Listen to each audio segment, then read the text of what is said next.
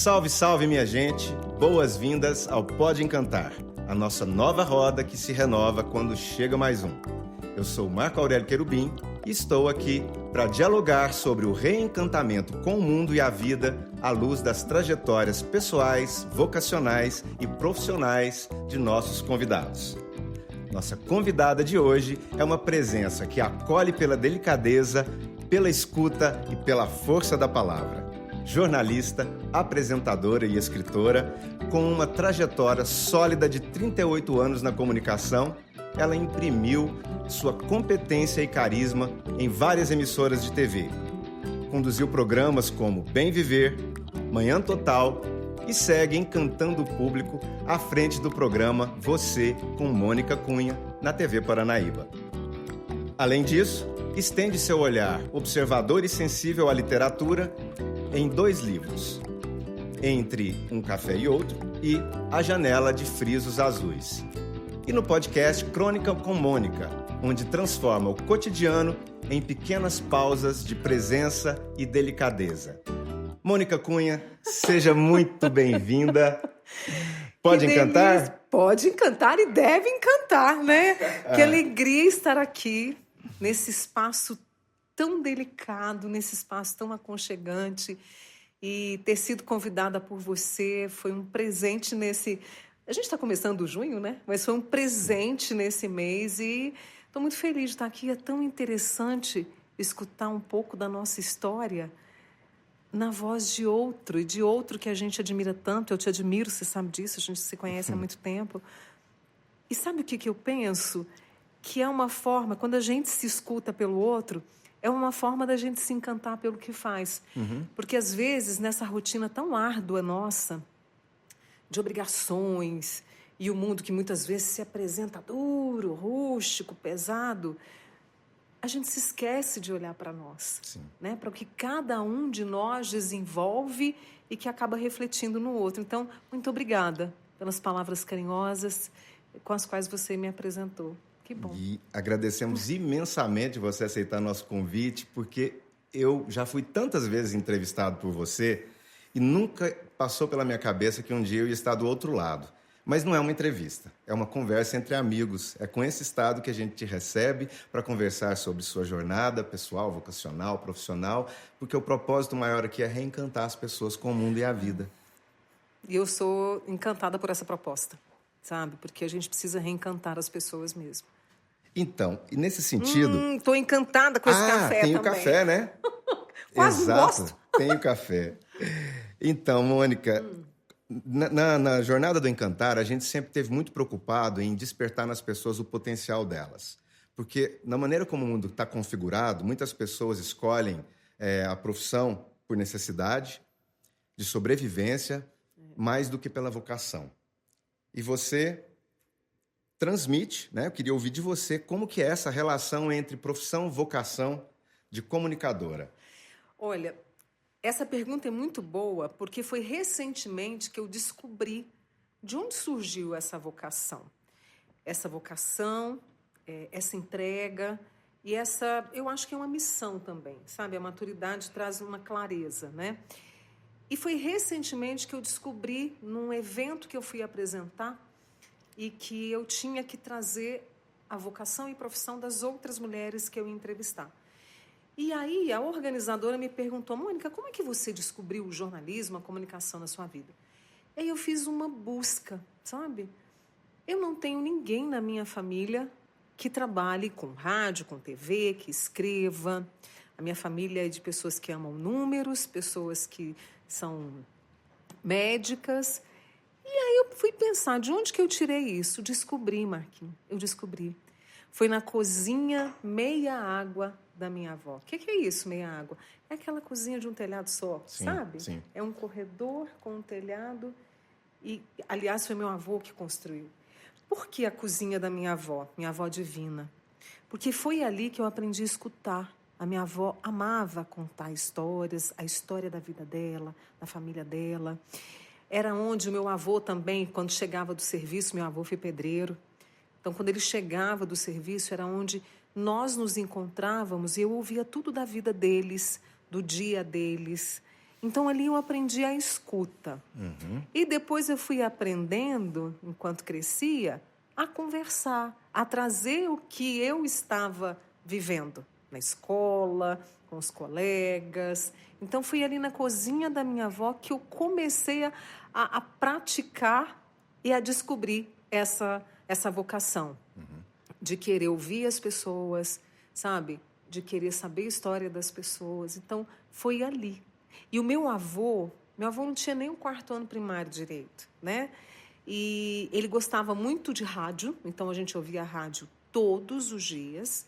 E eu me lembro que depois do jantar, um tempo depois, a gente ia para a sala deles e a gente assistia ao jornal. Na época era o Jornal Nacional. Então a gente assistia e o meu avô, naquela simplicidade dele, sabe? Ele buscava o conhecimento, ele buscava a informação, ele queria saber o que estava acontecendo no mundo, no país. E por mais que ele fosse simples de instrução, ele foi construindo uma sabedoria para poder enfrentar todos os dias quando ele saía portão afora para trabalhar. Então eu devo muito, principalmente aos meus avós maternos, a Dona Divina e o seu Irani, porque foram eles que me apresentaram ao acaso mesmo, sem saber, o que me guia até hoje, né? Você falou dos 38 anos de profissão e é isso mesmo. E sempre aprendendo, Marquinhos. Então eu tenho esse vislumbre, ainda bem, de onde que surgiu toda essa minha paixão. Você tem recordação de com que idade mais ou menos você estava quando aconteciam esses encontros na cozinha, quando você começou a perceber esse interesse pelas histórias? Sim. Porque assim, o meu avô, ele construiu a casa onde ele, a minha avó e a minha mãe moravam, e do lado depois ele construiu a casa onde eu nasci. Então eram casas que se comunicavam. Então eu ia para lá muito novinha, 2, 3 anos. Então eu passei a minha infância entre a minha casa e a casa dos meus avós. E além da cozinha, como eu fui a primogênita, né, dos meus avós maternos, o meu avô fez um balanço. Eu tenho paixão por balanço. Então, era a cozinha, uma copinha que dava para o terreiro, não era nem quintal, para o terreiro, e depois tinha um portãozinho que você entrava para o restante da casa. Sim. Então, a minha vida foi muito nesse espaço. E ali eu também balançava. Eu lembro do meu avô me jogar e eu via o céu, né? Via tudo, assim, via a copa das árvores. Então, desde menina, então eu tinha o quê? Acho que a partir dos 3 anos de idade, a minha convivência foi muito intensa na casa dos meus avós. E foi até os... Eu me mudei dali aos 12 anos que a gente foi para uma outra casa, porque aí vieram os meus irmãos, então a família foi crescendo e a gente foi para uma casa maior. Para você ter uma ideia, os amigos também que estão acompanhando, recentemente eu virei para minha mãe, a Dona Ivone, e falei: mãe, como era o meu quarto na nossa casa? Porque eu não me lembrava, Marquinhos. Eu me lembrava, eu tenho uma lembrança tão forte, uma memória tão forte da casa dos meus avós, que eu me lembro só de dormir no quarto que era da minha mãe e que passou a ser meu, sabe? De tão intensa e forte que é essa ligação com os meus avós. Então, de criança ali, mais ou menos até os 10, 11 anos, era lá que eu vivia. E aí toda essa influência. Chega um momento que a gente termina o ensino médio e vai escolher o que fazer. E aí você já não é mais aquela criança que tem esse olhar de maravilhamento com o mundo. Você também tem que pensar em o que fazer, né? De um lado tem essa percepção vocacional que você demonstrou, mas de outro lado tem o mundo do trabalho que começa a descortinar. Como que acontece essa transição? Foi muito com a orientação dos meus pais. E olha que interessante, quando eu terminei o ensino médio, na verdade eu fiz o magistério, porque os meus pais chegaram para mim e disseram: filha, temos que ser práticos na vida. Então já vamos pensar numa profissão para você, porque eu venho de uma família pobre, de uma família que lutou muito, né? E que me ensinou o valor do trabalho, sabe? Então, os meus pais conversaram comigo dizendo: filha, vamos pensar no magistério? Porque você já sai praticamente com uma profissão. Olha só, de professora. E eu fiz. Fiz o magistério e trabalhei como professora de crianças ali na faixa de 3 anos, sabe? Que eles chamavam de maternal. E a partir dali, os meus pais, que sempre deram estudo para nós, me perguntaram: e aí, o que nós vamos fazer? E na época, eu fui fazer decoração. Olha só. Fui nada para o jornalismo, nada para a rádio. Mas nesse meio de campo, nós tínhamos em Uberlândia uma rádio muito forte, que era 95,1. Lembra? Da Rádio Cultura? Sim. Então, eu cresci, a minha adolescência, a minha juventude foi ouvindo essa rádio e quando vi, também trabalhei nela. E eu me lembro de escutar a rádio, porque eu já tinha o hábito de escutar com os meus avós, e aí, adolescente, eu queria saber das músicas, né? Então, eu ouvia muito rádio. E eu me encantei pela 95,1. E aí, eu me lembro que numa segunda-feira à noite, eu peguei o telefone, liguei para o locutor do horário. Assim, sabe aquela coisa? Parece que é um anjo que sussurra, né? Eu tinha 17 anos, Marquinhos. 17 anos. E aí, perguntei para o então locutor, hoje meu amigo querido, Kleber Carvalho. Eu falei, vocês não estão precisando de locutora, não? Como assim, gente? Eu não tinha formação nenhuma, nunca tinha trabalhado nesse segmento. Mas começou já a se ver nesse lugar. Comecei a me ver nesse lugar. Projetar. Sabe o que eu fazia? Eu fazia assim, eu falava em cima dos comerciais, eu repetia os comerciais. Então, eu estava ouvindo, aí repetia a voz da locutora, repetia o que o locutor falava. E a mesma coisa quando aparecia um jornal. Quando eu estava vendo o jornal, eu falava. Isso, eu acho que já trabalhando o que eu queria ser, né? Você acha que isso é uma forma de brincar? Eu acho. E como eu gostava de brincar. Hoje, eu moro onde eu aprendi a brincar com a terra, com a água no tanque, onde eu aprendi, sabe, a sentir o frescor das árvores, do pé de chuchu, da jabuticabeira, do pé de pera. Eu brinquei muito nesse terreno.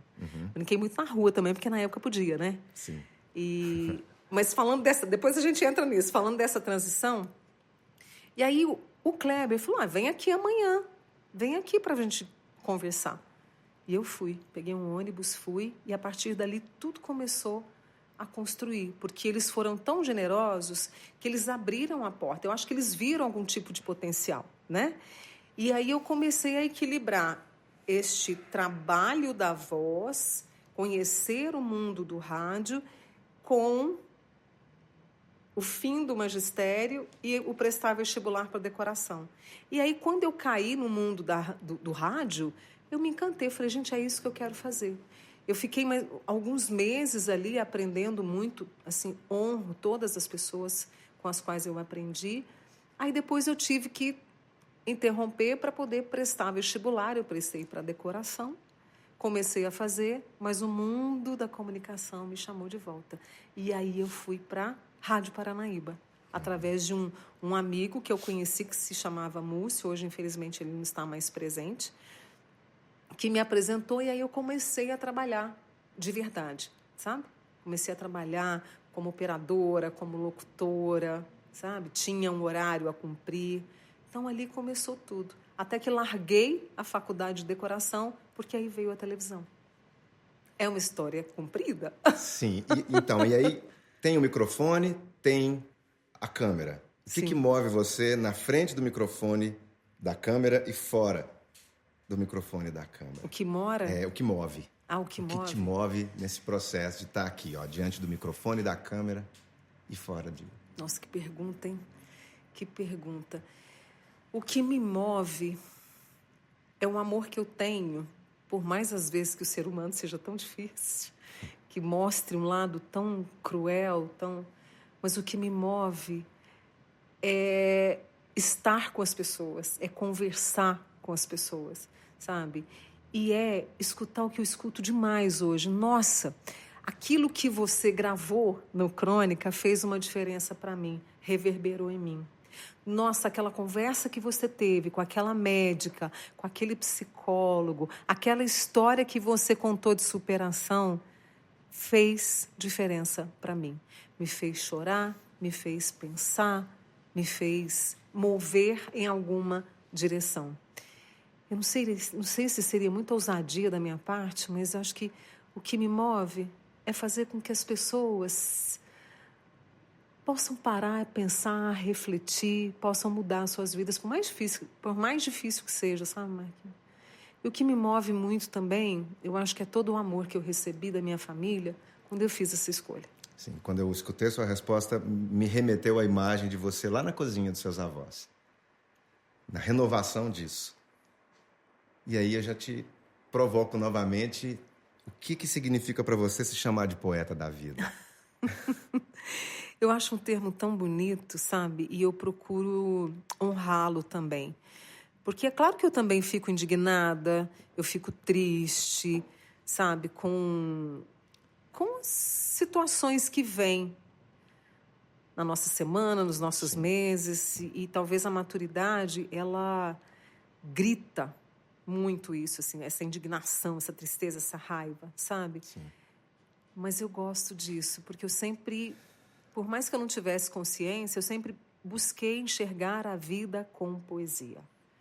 Então, eu amo ver o pôr do sol. Você pode perguntar ao meu marido, os amigos estão sempre perto de mim. Se eu estou indo a caminho do trabalho e vejo o ipê que, de repente, floresce na praça do Coreto, lá em Uberlândia, você pode ter certeza que o mundo parou ali para mim. Sim. E eu observo aquele ipê, penso naquele ipê, no que ele me traz de sentimento, no que ele me traz de emoção. Se eu vejo um senhorzinho de bicicleta subindo, sem rumo, sem destino, mas para o lugar que ele quer ir, com seu chapéu, eu vejo poesia naquilo, sabe? Eu vejo poesia na senhorinha que vende ali o seu doce na esquina. Eu vejo, tem uma senhora que fica ali na Rondon Pacheco com a Rua General Osório, no final de tarde, que se veste de forma colorida, que põe o seu chapéu, porque ela começa às 3 da tarde e vai ao longo da noite. E aquela mulher, para mim, é a poesia da vida. Carregando a sua bandeja de doces, oferecendo doces, pipoca doce, pipoca salgada. Ela oferece aquele mundo de sabor e oferece também o seu sorriso. E apesar da vida dura que ela deve ter, porque ela deixa o filho em casa e vai para a esquina para poder conseguir dinheiro para levar para casa e dar uma vida digna, né, para a família toda. Então, ela, para mim, é essa referência também de poesia. Ser poeta da vida, para mim, é um privilégio, sabe?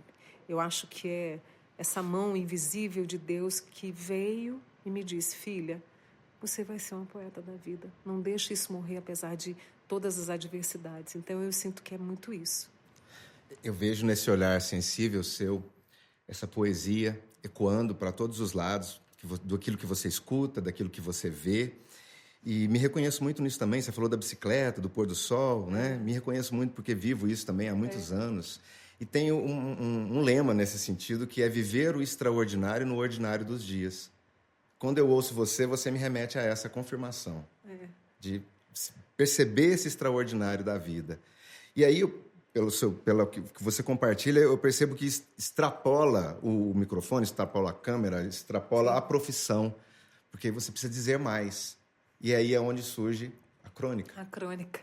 Quando é que isso acontece? Quando é que você percebe essa novidade, né, de além de uma carreira, de uma profissão de comunicadora, você quer se expressar agora como poeta mesmo, assumida dessa maneira como você acabou de destacar? O Crônica com Mônica, ele veio de uma forma assim tão inesperada, mas de uma forma tão assertiva. Sabe quando você nem vê o caminho e o caminho se mostra? Sabe? Foi num consultório da minha dermatologista que uma colega de profissão, eu fui banca dela, me reconheceu e eu já escrevia para revistas em Uberlândia. Deixa eu puxar o fio da meada. Sim, vai lá. O Crônica com Mônica surgiu, eu acho que quando eu conheci esse novo mundo que são as redes sociais. Então, quando lá eu apresentava o Bem Viver, eu não sei, acho que ali no ano de 2004, 2005, eu fui apresentada essa rede social. E nós, jornalistas, a gente precisou se reinventar também nesse novo mundo que se apresentava. Então, quando eu olhei para aquela rede social, que era na época ali mais forte, o Facebook, eu olhei para aquilo e falei assim, o que é que eu vou fazer com esse negócio? E eu nunca tive medo de novidade, não. É claro que a gente, né, franze a testa, falou, amigo, que trem é esse? No bom mineirês. Quando eu vi aquele Facebook, eu falei, o que eu vou fazer? Não, o que eu vou fazer com isso aqui? E aí eu comecei corajosamente a trazer pequenos textos meus. Essas visões do cotidiano, sabe? Esses beliscões com suavidade do cotidiano. Então, eu fui trazendo isso para o Facebook. E isso se tornou um hábito, se tornou uma rotina e acabou fazendo sentido para algumas pessoas que começaram a me acompanhar ali, né? E isso foi se tornando frequente até que isso chegou a uma pessoa que tinha uma revista em Uberlândia, que é o Celinho, que era da CUT, né? E ele me convidou para escrever na revista. Eu falei, gente, mas o que é isso? Será que eu tenho, né, estrutura suficiente para isso? Como eu não sou de negar desafio, falei, vamos lá. E aí eu comecei a escrever para a revista mensalmente. E me lembro do meu primeiro texto, Marquinhos, na revista. Quem conhece Uberlândia, bota reparo em Uberlândia, quando você desce a Avenida Rondon Pacheco ali, né, sentido Praia Clube, do lado esquerdo, o que eu acredito que seja uma chácara. E nessa chácara, que tem muito verde, há 2 paineiras. E eu me lembro que eu precisava entregar o texto, eu falei, o que eu vou escrever? E eu lembro que eu estava voltando do trabalho, o trânsito emperrado, sabe? E de repente eu fiz assim e olhei aquelas 2 paineiras cheias de flores rosa. E aí naquele momento, eu acho que eu tenho esse texto lá em casa, naquele momento eu escrevi o texto, aqui, na minha cabeça. Escrevi o texto, depois cheguei em casa, escrevi e mandei. Falei, meu Deus, e agora? Como é que vai ser isso? Porque quando você se abre para o mundo por meio das palavras e do que esse mundo te traz, você tem que estar pronta para tudo, né? E eu fui tão abençoada que as pessoas começaram a me retornar, a me dizer que tudo aquilo que eu escrevia, que eu mostrava, também era aquilo que elas queriam enxergar, sabe? Eu acho que o poeta da vida, a missão é essa, fazer com que as pessoas, apesar de tudo, abram esse olhar para a vida. Sim. Porque a vida tem esse encantamento, sim, né? Sim. E eu comecei a escrever para a revista, isso foi se tornando frequente também, até que uma amiga minha, do magistério, Mônica, virou para mim e falou assim, por que você não reúne tudo isso em livro? Falei, eita. Aí o desafio se tornou maior, né? E eu encontrei pessoas que me ajudaram, veio o Entre um Café e Outro. E aí chegamos à sala de espera da dermatologista. Esta menina, esta colega de profissão, lia os meus textos na revista. Ela chega para mim e fala assim, por que você não traz esses textos com a sua voz? Eu estava num canto, ela no outro, eu já levantei, sentei mais próximo. É uma pena que a minha caduquice não me faça lembrar do nome dela. Mas eu agradeço imensamente. Está honrada. Está honrada. Eu falei, você acredita que seria interessante? Ela falou, acredito. E no outro dia eu já cheguei para os meus diretores lá da TV Paranaíba e o então diretor da Rádio Educadora, que prontamente abraçaram o Crônica com Mônica. Ele ficou no ar durante 5 anos, se não me engano. Depois houve um ajuste na programação e agora eu trago no Spotify, sabe? E para mim é muito gostoso olhar, perceber, esmiuçar isso, porque escrever não é fácil, esmiuçar isso, traduzir isso e soprar para você. Soprar, é isso. É assim que eu sinto quando eu ouço. E eu procuro fazer isso, sabe? Com esse dom que Deus me deu dessa voz, né? Sim. E de contar isso para as pessoas e a partir do momento que elas me dão a licença da escuta, que isso... sabe quando joga purpurina? Sabe quando... na alma? Pode encantar. Isso, pode encantar, exatamente, sabe? Então, o Crônica, eu tenho uma paixão por ele, Marquinhos, se você me permite, eu tenho um amor pelo Crônica. E sabe o que eu quero, já que pode encantar? Eu quero que o Crônica transborde, que o Crônica, ele atinja e afete o maior número de pessoas possível. Não sei se eu estou sendo muito prepotente, mas é porque me faz tão bem que eu quero compartilhar e comungar isso com as pessoas, entende? Sim. Então, o Crônica hoje, ele é algo que me deixa muito feliz, sabe? Sim, eu digo que sonhar é planejar realizações. Quando você conta essa jornada, você não imaginava que ia chegar onde chegou. né? Começa despretensiosamente, como Fernando Pessoa diz, né? Todo começo é involuntário. E a demanda do mundo está chegando. Até ia te perguntar sobre se você pensa no público quando você escreve, ou primeiro é a sua expressão e depois o feedback, né, do público com relação àquilo que foi fruído pela experiência da leitura, da escuta. Primeiro eu penso em mim. Eu preciso pensar em mim primeiro, até para poder chegar às pessoas. Então, que aquilo que eu vi, desde uma paineira, um IP, uma criança, um casal, porque é tudo, sabe, Marquinhos? Até as notícias que me chegam, porque eu vivo jornalismo diário, então essa boniteza e essa rudeza, eu preciso experimentar aquilo primeiro, eu preciso viver aquilo primeiro, é como mastigar, né? Desde uma comida gostosa até algo que não está com gosto muito bom. E aí sim, eu venho com tudo aquilo, com toda aquela avalanche que me provoca internamente, escrevo, reescrevo, leio para algumas pessoas mais próximas, no caso meu marido, eu tenho as minhas melhores amigas, aí depois eu, né, deixo isso pronto, aí eu levo para as pessoas. Ó, vem cá, eu preciso te contar um negócio. Vamos ver o que você vai achar. Eu achei isso. E você? Sim. Sabe? Sim. Funciona mais ou menos assim para mim. Sim.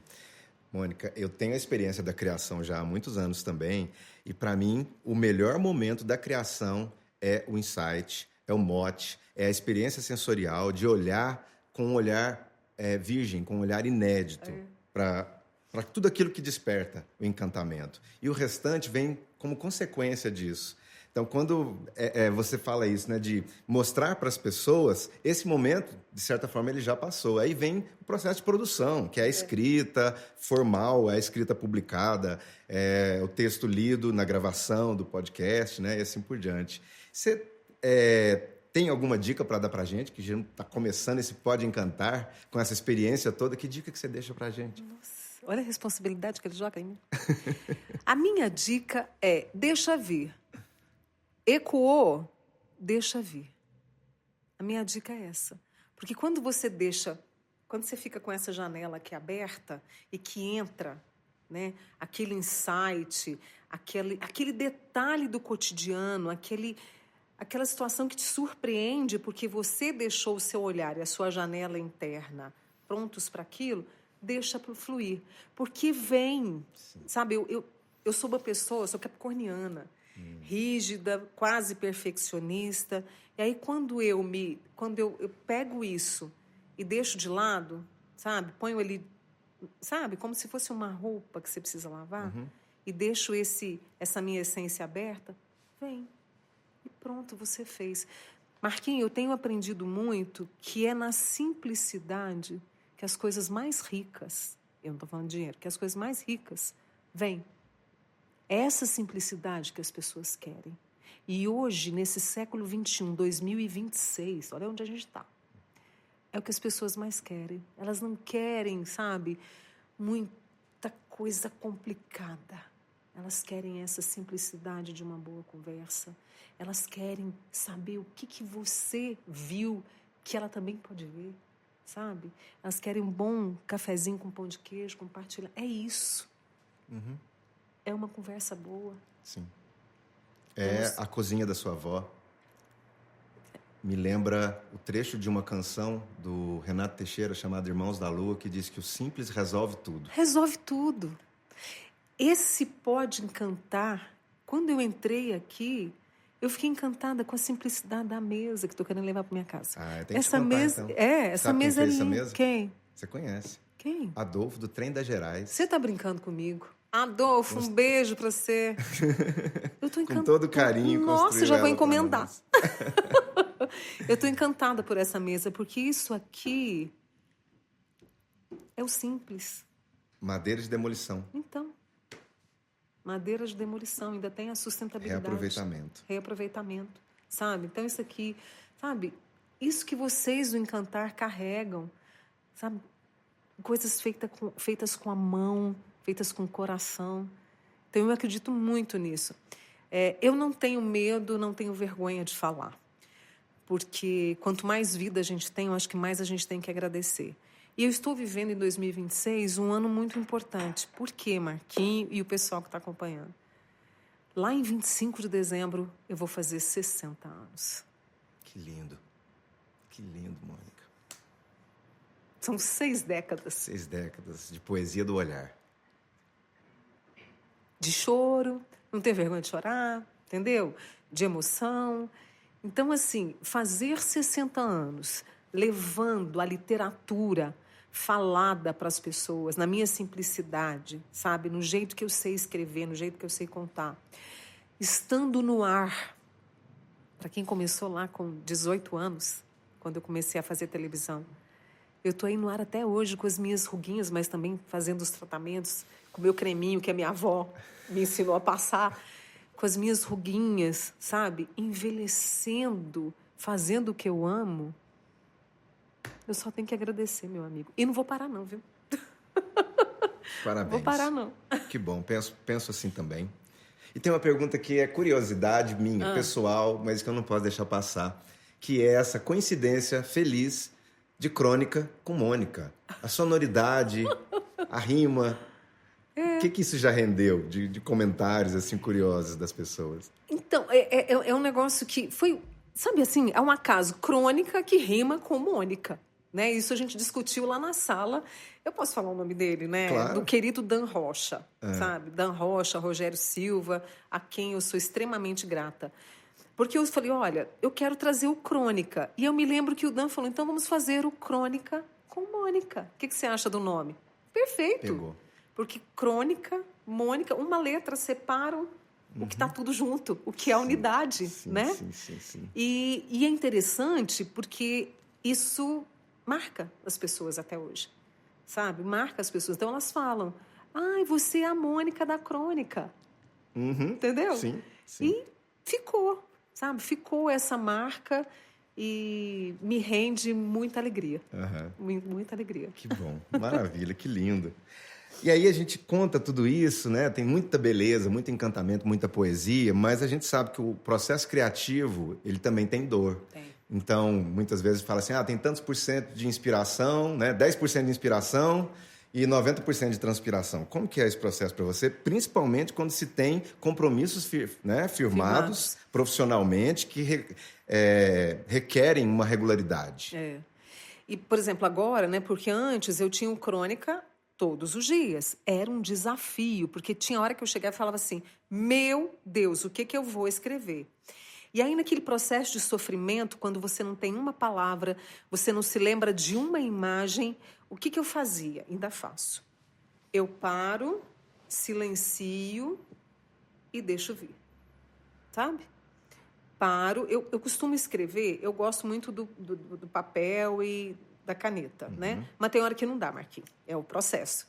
Então, eu pego este aparelho chamado celular, abro meu bloco de notas e deixo ali. E aí eu vou trazendo algumas palavras. Trago uma palavra, trago outra, paro, olho, lembro.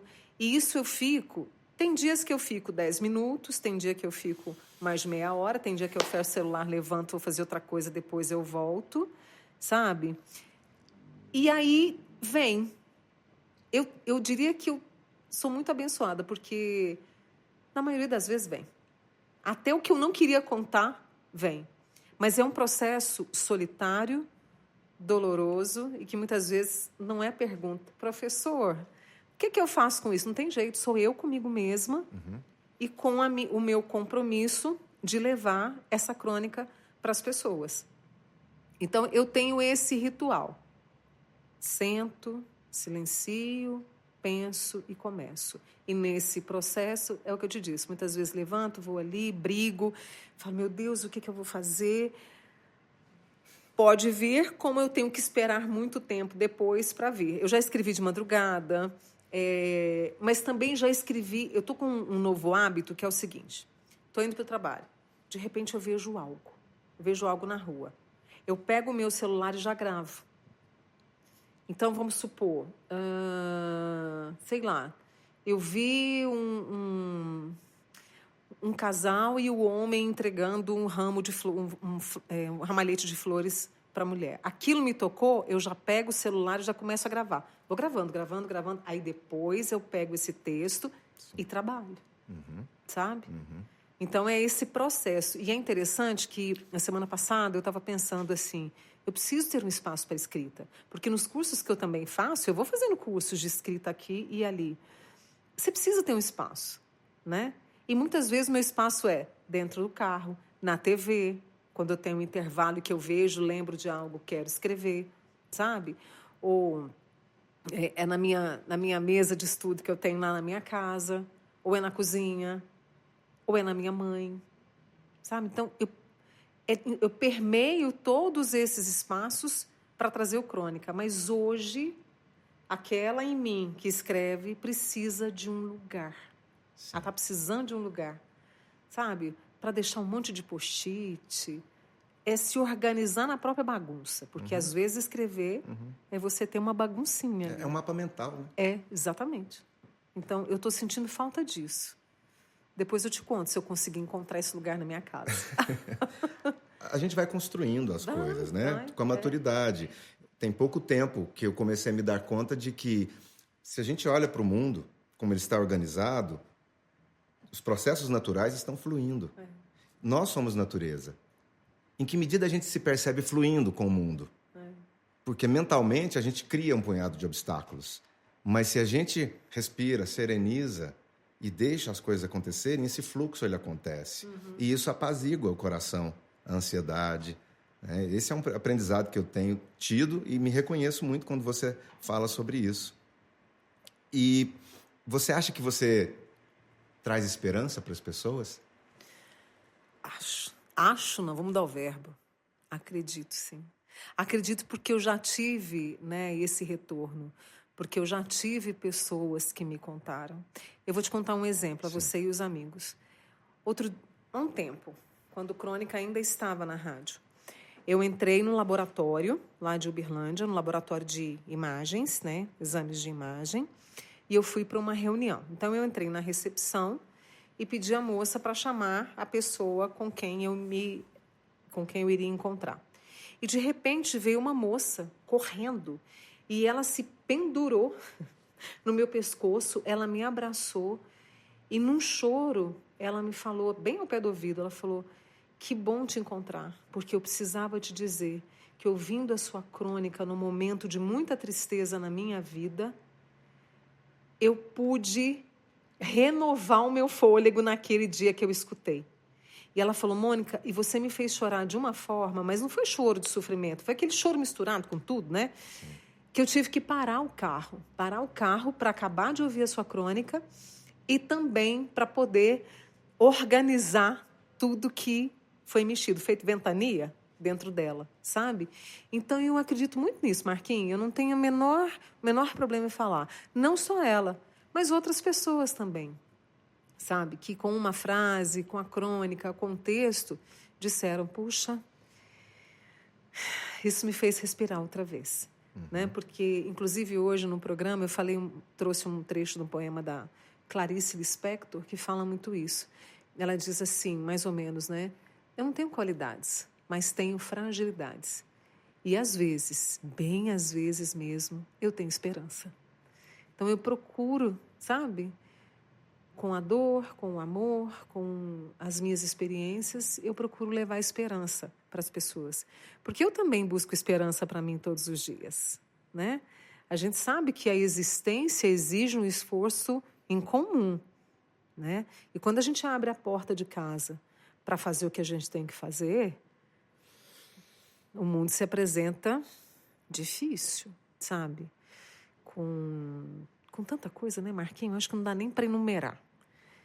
Então, eu tento buscar e resgatar essa esperança todos os dias.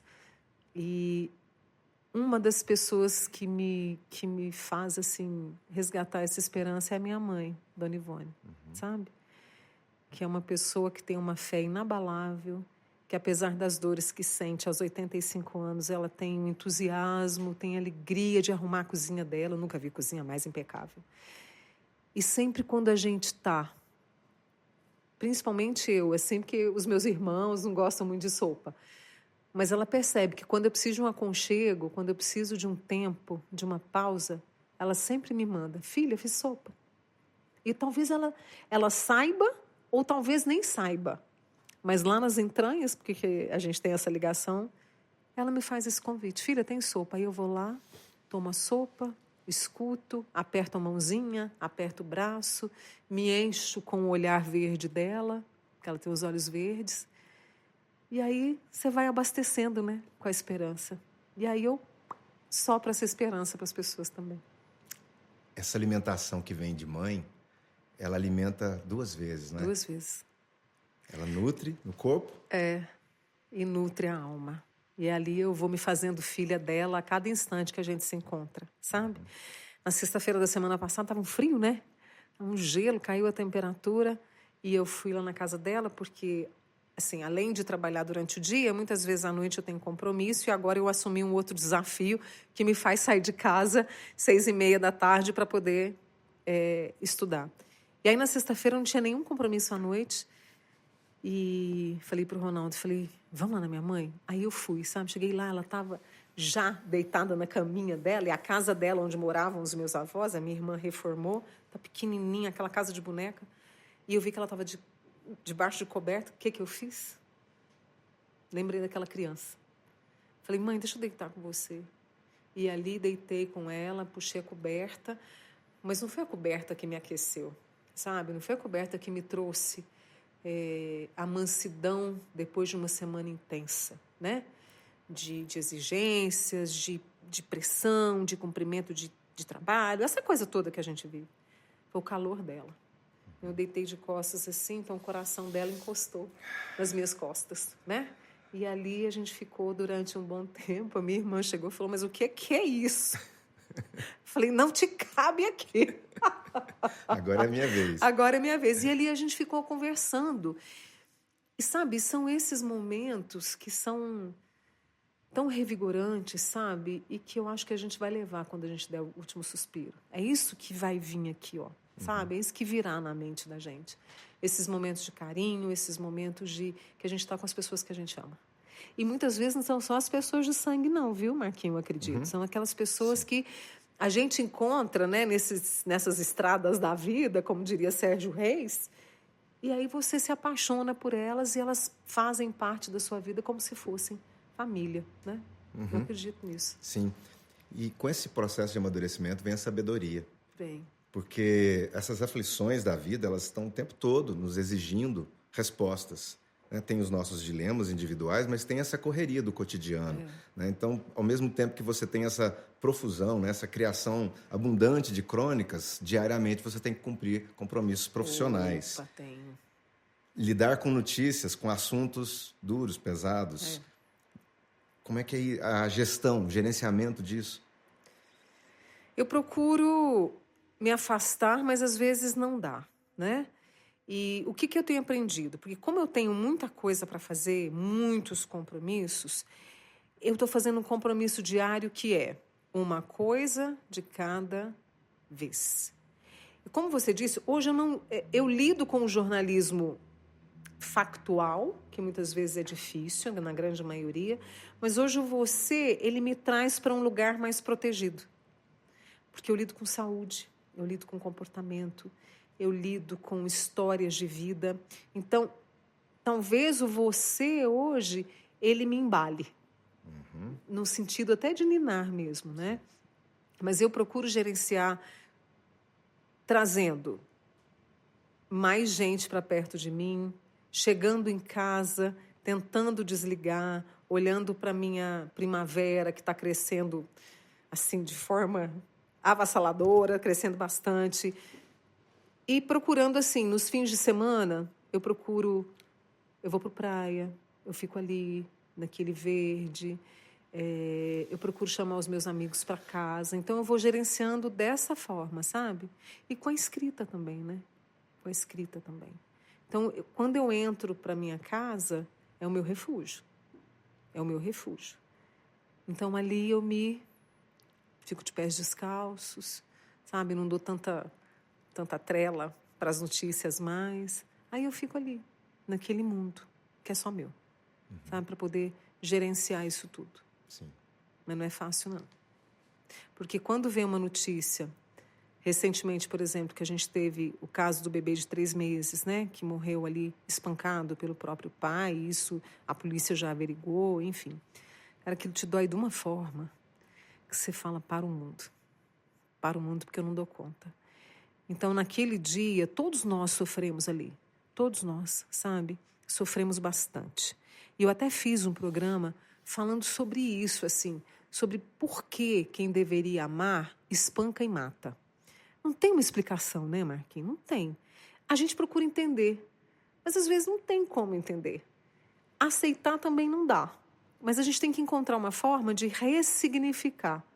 Então, quando eu saí dali, onde que eu fui procurar refúgio?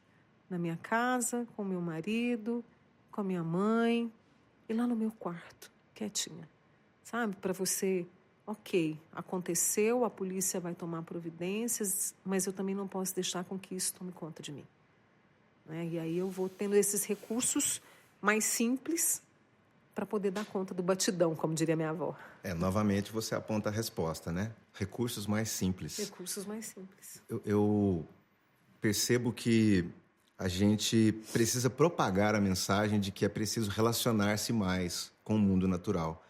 A gente é criado de uma maneira que a natureza parece externa a nós, sem nos darmos conta de que somos natureza. E quando você relata isso, eu percebo essa conexão de alguém que não deixa de nutrir o seu relacionamento com o mundo natural. Porque ele te nutre. Não deixo. Então, eu adoro ir para a praia para poder ver as árvores, sabe? Meu marido falou, Mônica, eu acho que você tem um dossiê de cada árvore, tanto aqui do clube quanto também, né, da cidade.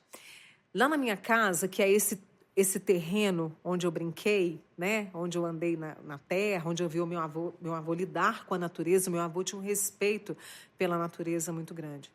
O que eu fiz? Eu plantei um pé de carambola, tem a minha jabuticabeira, tadinha, não está aí de jeito nenhum, não sei o que eu vou fazer. Eu tenho a minha primavera na cor roxa, que é a transformação, né? Eu tenho ali os meus bodocarpos, eu tenho as minhas samambaias. Eu não sou uma jardineira, mas eu tento. E ali eu ponho comidinha para os passarinhos que sempre vêm me visitar. Tem um passarinho que eu digo que ele é primo do bem-te-vi. Ele bate na minha janela, ele fica se olhando ali naquele vidro, eu acho que ele está se machucando, mas não está não. Ele faz na medida necessária. Então, eu tenho essa natureza pouca por perto, mas ela me trata, sabe? Ela trata a minha alma cansada, ela trata a minha indignação com a vida, ela trata a minha gratidão pela vida. Então, essa natureza pouca que eu tenho por perto de mim já faz uma diferença enorme, sabe? Eu amo a natureza. Quando alguém corta uma árvore de forma desnecessária, você pode me chamar para brigar. Eu não gosto, sabe? Eu acho que há espaço. A gente tem que respeitar essa natureza. Uma vez eu entrevistei um biólogo que falou o seguinte para mim, Mônica, as pessoas se esquecem que a gente pegou emprestado, entendeu? Que tudo que está em volta, mata, bicho, é tudo emprestado. Aí vai lá e, entendeu? Passa a sua ignorância por cima. Então, assim, eu procuro sempre me conectar com a natureza e sempre respeitá-la e clamar por isso, já que eu tenho voz para isso. Faço a diferença? Não sei, mas pelo menos a gente tenta, né? Esse respeito, sabe? De ter um cantinho verde.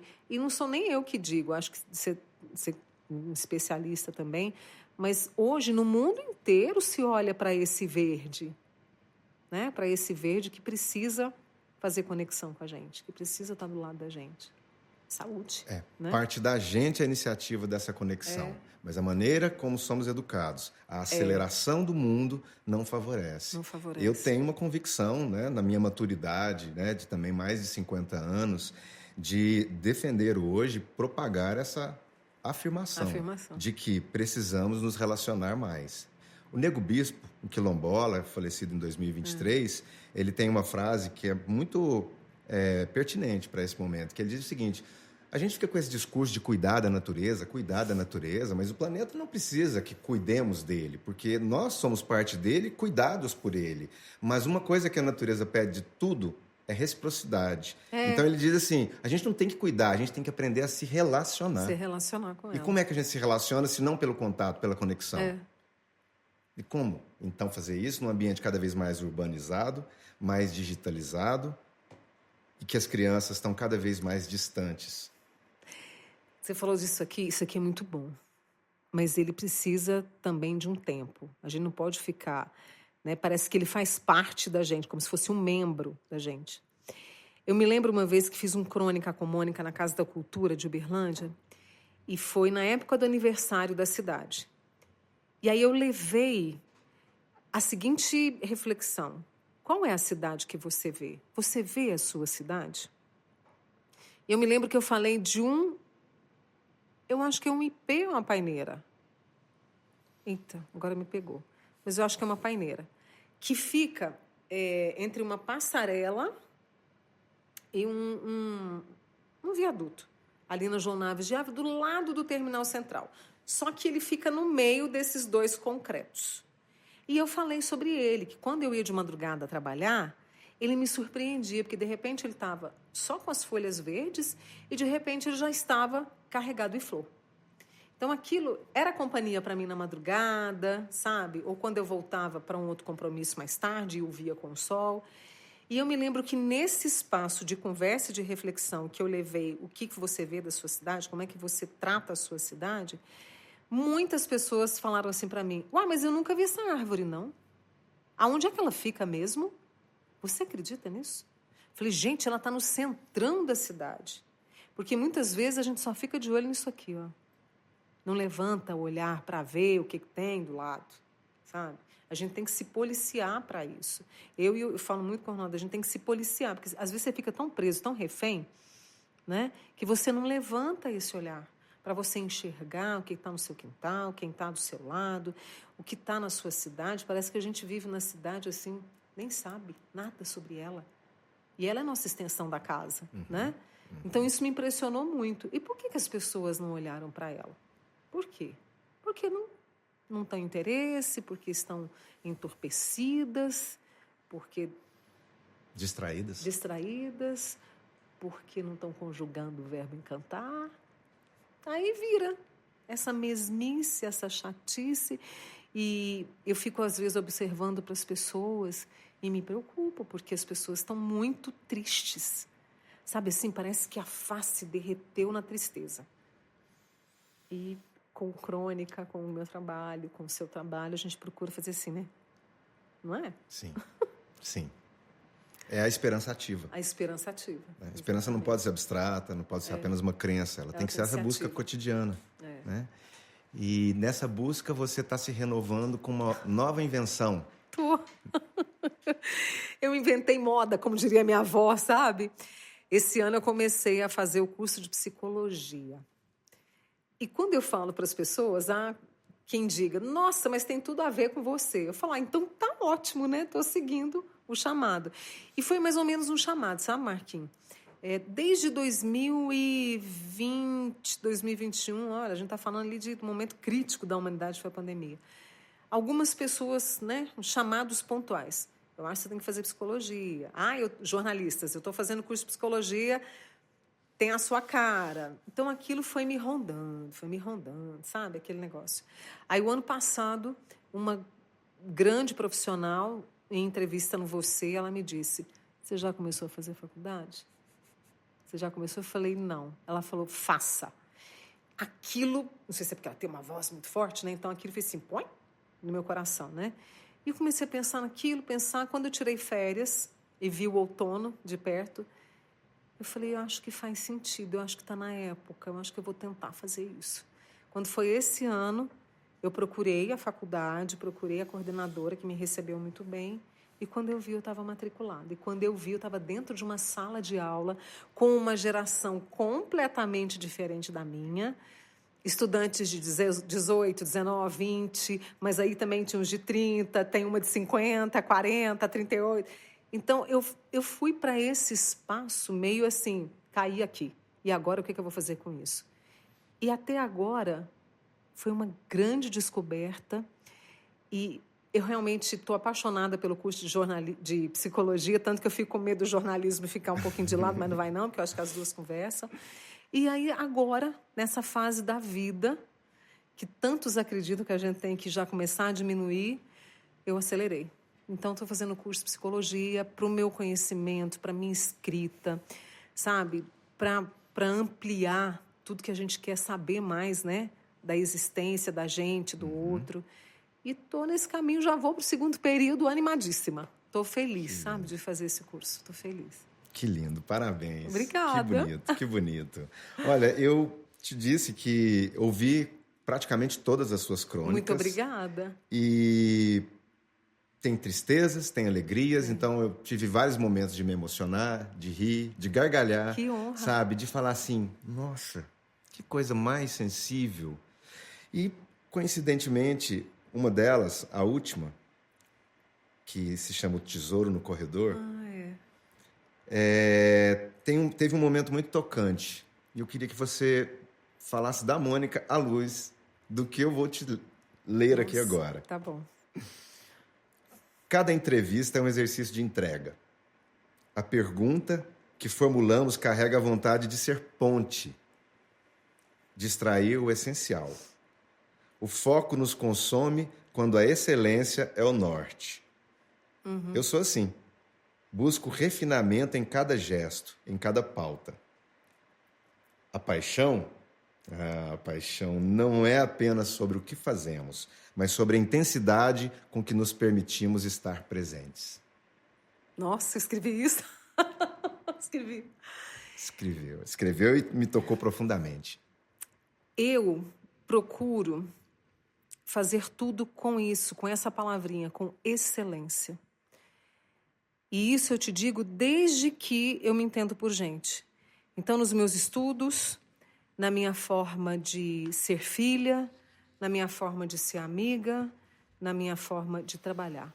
Eu procuro essa excelência para trabalhar, porque o trabalho é um dos grandes amores da minha vida, sabe? O trabalho, ele me move durante toda a minha jornada nessa terra.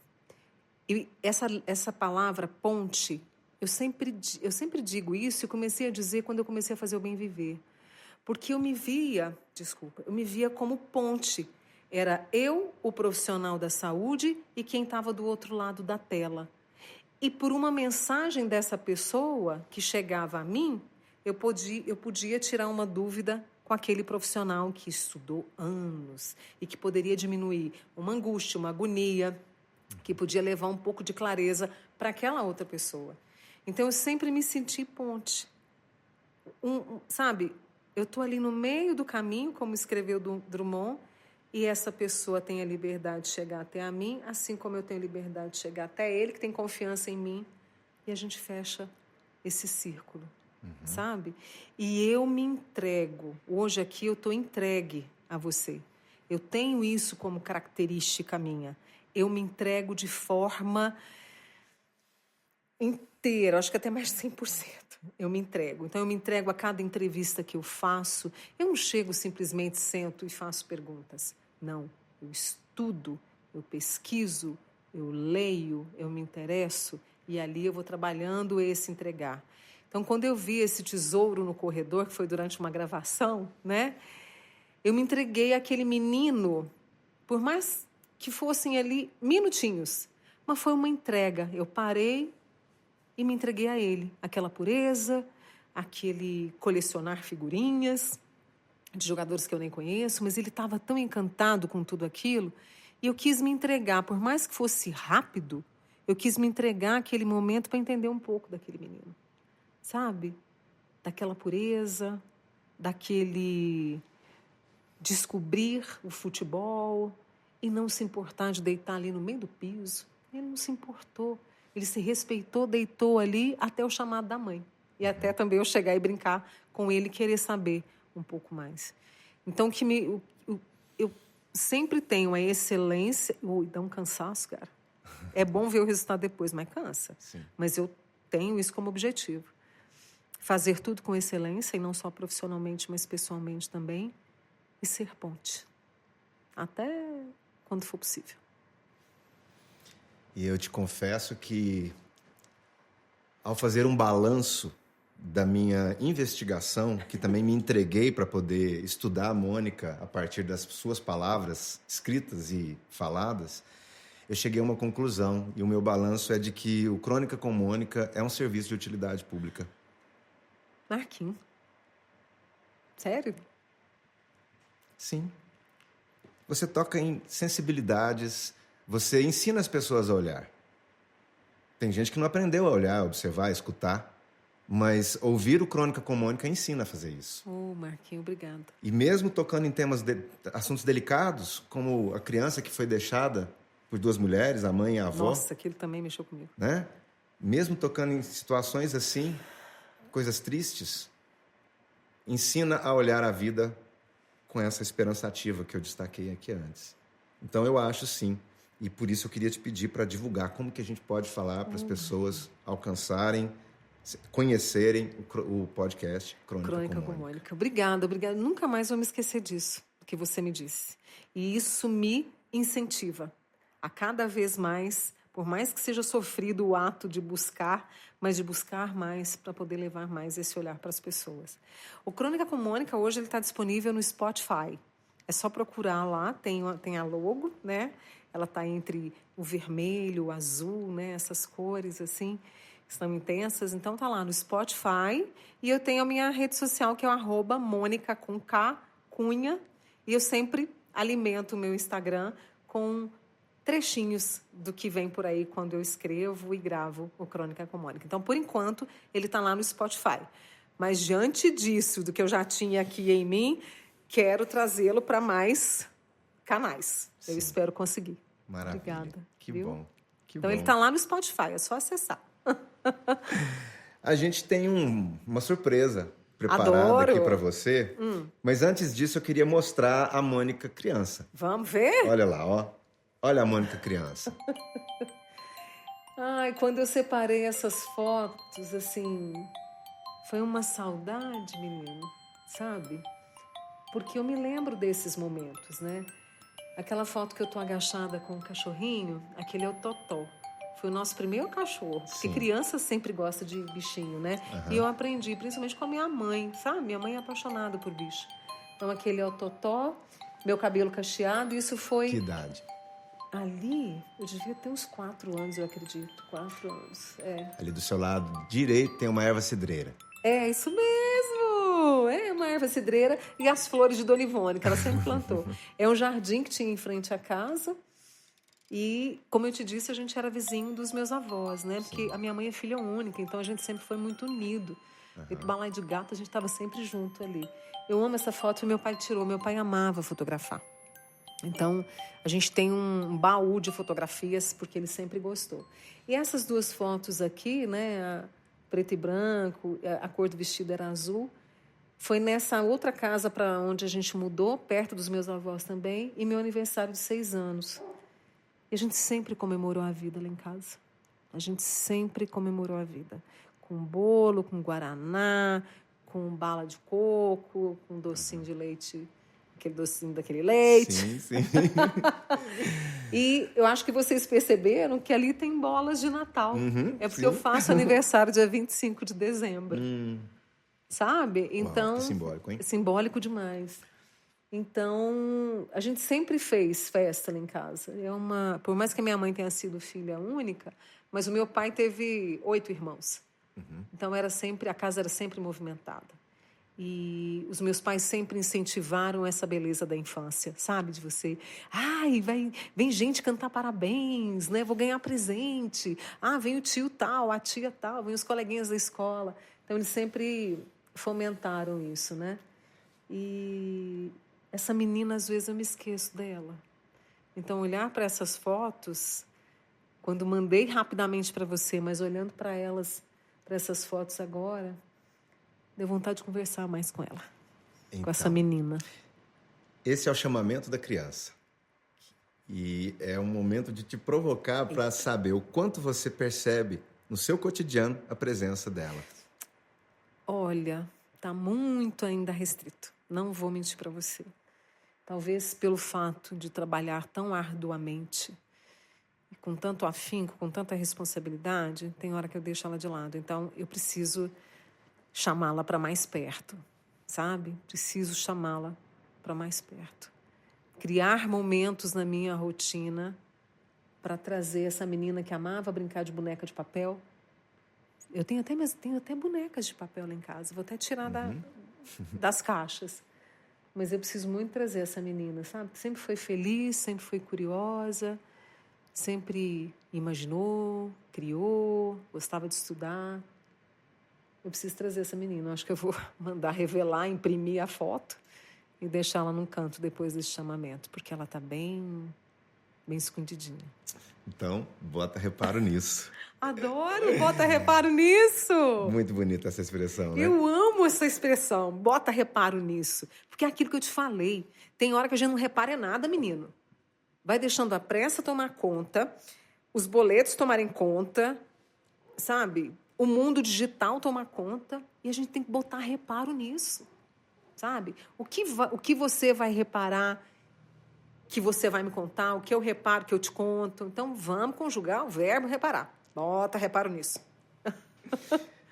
E nessa conjugação, né, desse verbo, a gente tem uma surpresa para você. Adoro. E você tem que participar dela. Participo. A gente escolheu um poema para você declamar. Uau. Você vai declamar esse poema e ele virou canção, né, pela genialidade da Diana Pequeno. E nós vamos, então, fazer aquilo que a gente faz bem, que é cantar para você Nossa. o poema que virou canção. Tá. Você topa? Topo. Então, agora. beleza. Então, esse é o Bota Reparo Nisso. Eu vou chamar meus companheiros aqui para a gente poder, então, fazer esse momento de declamação e cantoria. E pode ter café? Claro, vamos refazer, né, essas xícaras vazias aí. Tá bom. Então, vamos ao poema dela, Cecília Meirelles. Oh, meu Deus. O título, Leilão de Jardim. Quem me compra um jardim com flores, borboletas de muitas cores, lavadeiras e passarinhos, ovos verdes e azuis nos ninhos? Quem me compra este caracol? Quem me compra um raio de sol? Um lagarto entre o muro e a era? Uma estátua da primavera? Quem me compra este formigueiro e este sapo que é jardineiro? E a cigarra e sua canção, e o grilinho dentro do chão? Este é o meu leilão. Que coisa mais linda.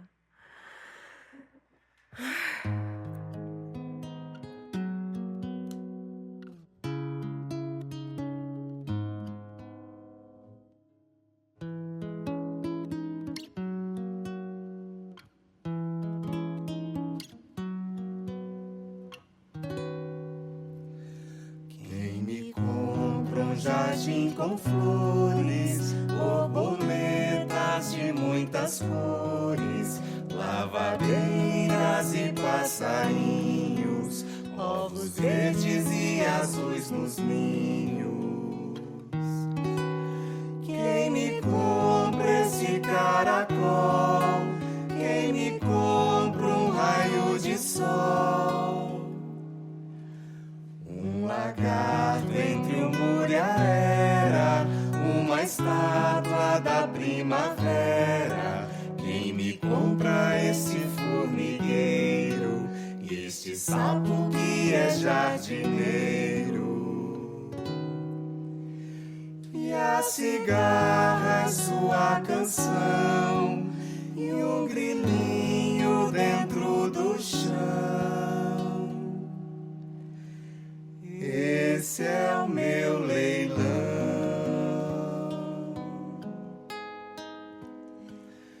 Esse é o meu leilão.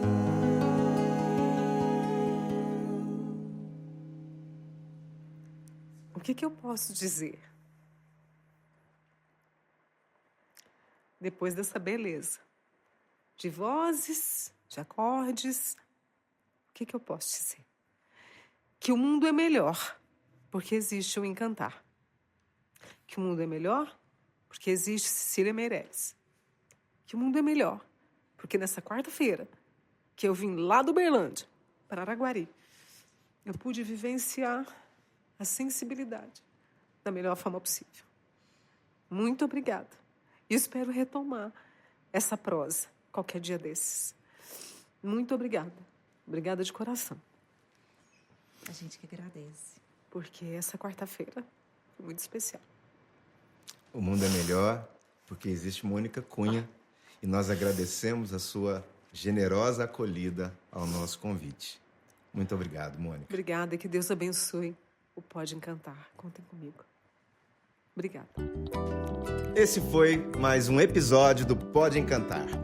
Obrigado pela sua presença e venha fazer parte dessa rede de encantamento, nos ajudando a encantar outras pessoas. Se inscreva no canal, ative o sininho, curta e compartilhe esse vídeo e os nossos conteúdos. Porque aqui a roda se renova quando chega mais um. Até a próxima e avante!